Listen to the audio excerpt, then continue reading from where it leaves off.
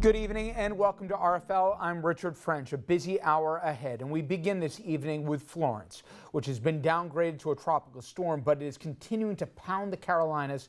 Florence dumping epic amounts of rain, the storm surge flooding waterfront communities. It's expected to stick around for a couple more days. Let's go live now to Marcy Gonzalez. She's in Wilmington, North Carolina. The storm made landfall this morning, but we have been feeling the effects for more than 24 hours, and it is not letting up anytime soon.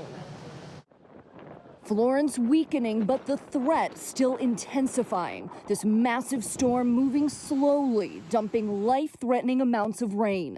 George, gosh, it's like a bombs have gone off here. There's a lot of water. Hundreds of people rescued from rising floodwaters in New Bern, North Carolina. I've never seen this kind of damage here.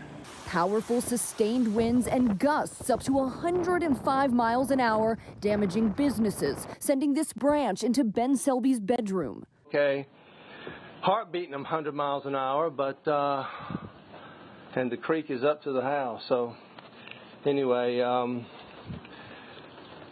whoo, baby. This tree falling on a home in Wilmington, killing a mother and infant inside. First responders pausing to pray. It's a difficult situation for all of us. Debris whipping through streets. I'm okay. The storm prompting tornado watches. If you're in Tarboro right now, you need to take shelter immediately. Along the Outer Banks, storm surge inundating homes, and inland, the threat of devastating flash flooding just beginning. There is a high probability this will become a mandatory evacuation order within the next 24 hours. And while the wind and rain have calmed significantly, the danger is still far from over. Tropical storm force conditions are expected to last through tomorrow, and the rain isn't expected to let up until Sunday. We've now learned President Trump plans to visit some of these impacted communities sometime next week. Live in Wilmington, North Carolina, Marcy Gonzalez, ABC News. Now back to you. Thank you very much, Marcy. Now we are going to pivot to the other top story of the day.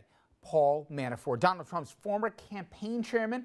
He was supposed to start his second trial next week. Instead, Manafort today pleading guilty and agreeing to cooperate with federal prosecutors.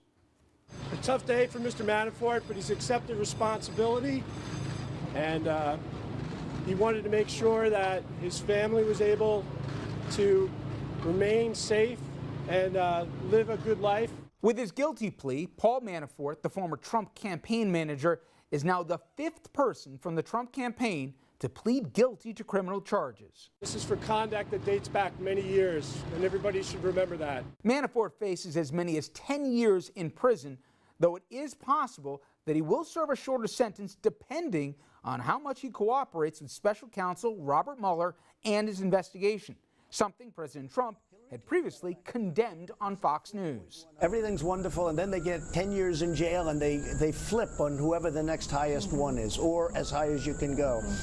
It almost ought to be outlawed. It's not fair. The White House today distancing themselves from Manafort's legal woes. White House Press Secretary Sarah Sanders saying this had absolutely nothing to do with the president or his victorious 2016 presidential campaign. It is totally unrelated. But political experts say the White House cannot completely ignore it. This has to make the White House concerned. This means that despite what they've said, Mueller is not done. And now going forward, he is going to talk directly to President Trump's former campaign manager. Now, you saw Recline there. We're going to be talking to Recline a little bit about the political implications of all this. But to begin, though, let's get into the legal. And to help us do that, former federal prosecutor Roland Riopel. And Roland, it's interesting. I got to read through some of the charging documents, and in just a few minutes I'm going to be talking with Craig Unger, who's been following the Russia money trail for 30 years with Trump, and coincidentally we're set to talk today. It'll be interesting. But one of the figures he mentions prominently for 30 years as the boss of bosses within the Russian mafia was named in the charging document with conversations directly with Paul Manafort. If you start to do the connective tissue here between Weisselberg, the accountant for Trump for 4 decades now, Cohen, his personal fixer for the better part of a decade, Manafort, who while was in a different ambit than Trump, traveled with some of the supposed same figures on the Russian side here, you start to see how methodically Mueller is piecing this all together, and this could be the coup de grace. Yes, one of the things that struck me as interesting about these charges is there's no direct charge about collusion or conspiracy between the Trump campaign and the Russians, but there is so much detail in the relationship between Manafort and the Russians. And I do think, Richard, I agree with you that as we move downstream, those relationships will become clearer and clearer, and it may be that Mueller decided to charge the case the way he did here to keep as much of the evidence that he has of conspiracy out of the public eye. It's a very interesting document to look at and speculate on. You've said this before when we've seen cooperation agreements, but let's just make it clear for the audience, especially when we're dealing with federal charge. For all intents and purposes, Mueller owns Manafort right now. There's no modified hangout. He's got to sing from when he lifted his first candy bar, when he shoplifted at 7, I'm making this up till today. He's got to sing about the whole thing right now, or else the deal doesn't hold. Everything's on the table. That's exactly correct. That's exactly correct. But again, the charges here don't directly impact the Trump campaign, and that's an interesting fact. You wonder why Mueller charged it that way. Either he's just got no evidence of conspiracy between the Trump campaign and the Russians, and that seems unlikely given the circumstantial evidence we have in front of us, or he's charging it this way to hide what he knows from the public and the president and others.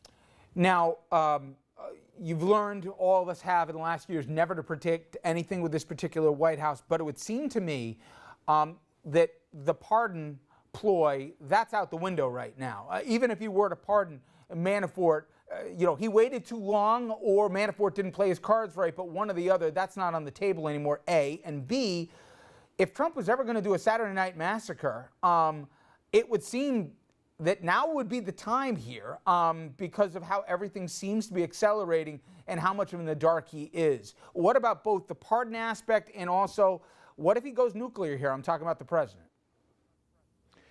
I agree with you, Richard, that at this point, a pardon, although Mr. Downing, Manafort's lawyer, seems to continue to audition for it by throwing out comments like, there's nothing here about the campaign and stuff like that.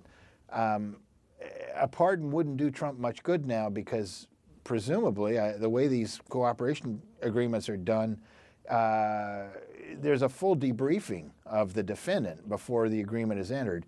So whatever Manafort knows, Mueller now knows. And so I don't think if they pardon Manafort now, that's not going to prevent Mueller from subpoenaing him to the grand jury and compelling his testimony on these issues. So a pardon doesn't do Trump much good. What was your second question? Just about the Saturday Night Massacre, all the threats that have had to this point. If you believe, as the reports are coming out, that there's an increased ratcheting up of a desperation within the White House, at this point, there's almost no one left that hasn't either been convicted or is not a cooperating witness that theoretically can provide the money trail right now. I wouldn't be shocked if some desperate actions are at least considered, if not taken. I think, Richard, I think you're right. I think, things have moved very quickly now. It's just a few weeks ago that we had Michael Cohen go down, Manafort go down on 8 counts, and now Manafort's cooperating. This has got to make Mr. Trump very, very nervous. And Weisselberg, I agree, the whole thing is really coming together pretty quickly. And I agree that in the next week or two, we may see Mr. Trump do something desperate. We'll see.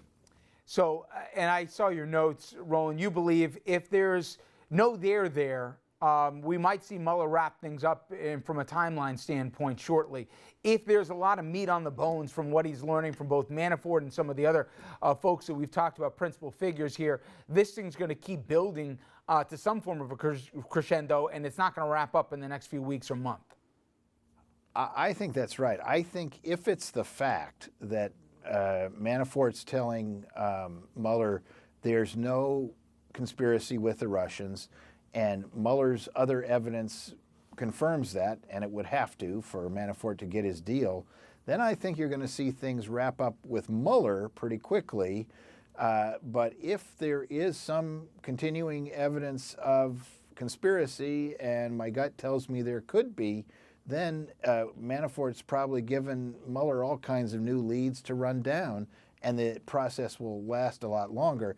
And remember that the Southern District now has Weisselberg in hand, and that is probably a treasure trove of evidence about Trump's financial misdeeds over the last 40 years. That investigation is developing quickly, but will probably go on for a long time too before it's resolved. Well, you just gave me the perfect segue into my next segment, Roland, as always. Thank you so much on what never seems to be a dull Friday in 2018. Thank you. Yep, if I'm here, I'm happy to be here with you, Richard. Thank you. Thanks, my friend. All right, now, as I said, money laundering, conspiracy. Well, when we come back, the sordid history of Trump and the Russians. Trust me, you're going to want to hear this interview. It didn't start in 2016 when the Donald decided to run for president. My next guest says the Russian ties, they go back decades, and he was compromised by Russia long before he ever threw his hat in the ring to be the commander-in-chief. The author of that book here, and it's explosive. He joins me right after this.